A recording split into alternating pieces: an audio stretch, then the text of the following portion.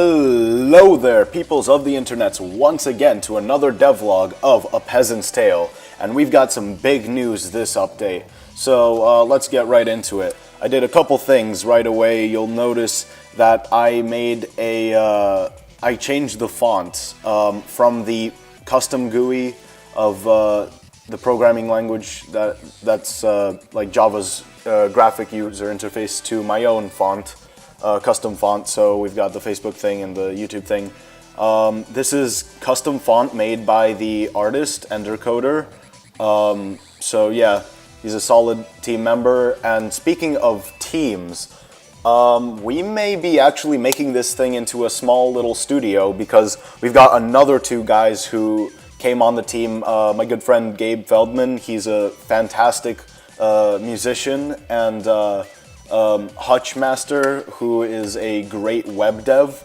So we've got me as the coder and designer, EnderCoder as the artist, Hutch Master as the web developer, and Gabe as the musician. So we've kind of got all the aspects of the game that we need. I mean, all aspects of what we need to make a game.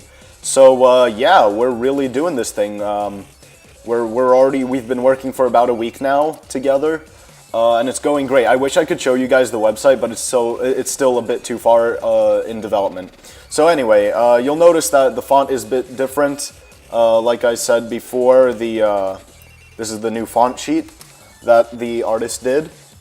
Now, what I also did was I made some item descriptions. So now if I pick up some items, open up my inventory, you'll also notice the gold counter is now here. Let me just pick up that knife. So, alright, so if I scroll over something, you'll notice, bam, it shows you the ID. This is just a temporary thing, just so I know that it's working. But for things like weapons, it'll also show you damage. So this thing is kind of crappy, it'll only do 2 damage. But let's make something better. So let's go ahead and make a proper sword here.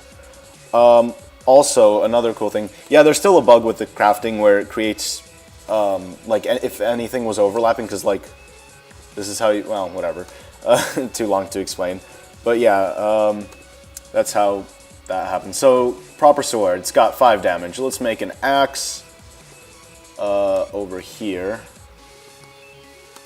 like this, and bam, we've got an axe, and that does 6 damage. So, cool stuff like that. Also, I did a little fix where if I'm dragging something, before it would, if the mouse went over anything, it would pick that stuff up as well, but now obviously you can see that that doesn't happen, so that's pretty good. So, cool thing there.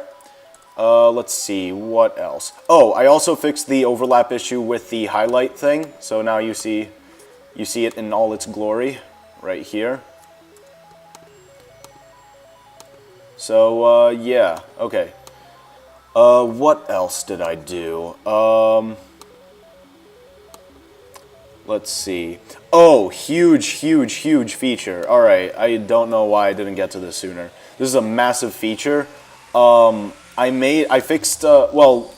updated the, a smaller side note is that I updated all of the dialogues of the NPCs to be the custom font, but that's not the big feature. The big thing is that I made some changes to my font algorithm. So now what I can do is, let me just step out of game really quickly for you guys. What I can do basically is if I go over to where I render, say, the thing, so for example in the villager dialogue, I've got a little number here, and this is called the repeat value. So this is basically how many characters will be in one line until it basically goes down a line and starts from like the beginning. So if I would just change that to say, let's say 3, I'll show you what goes on. Any day now. See if the game lets me show you, then I'll show you what's going on. Alright. Okay. So, if we just run up here, I don't know, there was a guy down there, but I wanted to do this guy. So, okay, so if I click on him, you'll notice that now it goes 3 letters in, and then it's like, oh, well, this is already how many I can have in the thing. So now it goes down and starts from where the first letter was, and it goes again and again and again. Now I can also, I'll add this week probably a feature where it only will take down a line if you've got a space.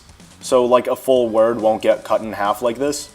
That's also a thing. Now, also, the rectangles don't do that yet, but what they do, what they, I'm 3. What they also do is I have a new custom sort of rectangle algorithm where it basically sets its dimensions to be the size of the font. So if you notice, I'll run it again.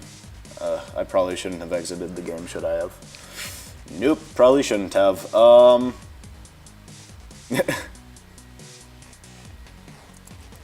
so if we run over here, I'll pick up this stuff, and I'll talk to this guy again, I have to do this, don't I? 7, there. So it's back to the thing. Probably should have been a bit more prepared before this, but you know what? The spontaneity, guys. It's a little behind the scenes action. It's not so glossy. This is indie life 2014. I don't know where I'm going with that. So if I click here, the rectangle you see is just big enough to cover all of this text. If I open up the thing, and you'll see the size of the description text is different than the size of this text, right? But these are the same rectangles, basically. Like, I didn't have to preset the width and height of the rectangles. They know by themselves that, oh, after that 3 over there, like, that's it. There's no more text, so I better stop making it bigger there, basically. That's how the system thinks. I personified a computer. This is my life. Anyway, guys, that is just about it, I believe. Let me just check really quickly. Yeah, that's it.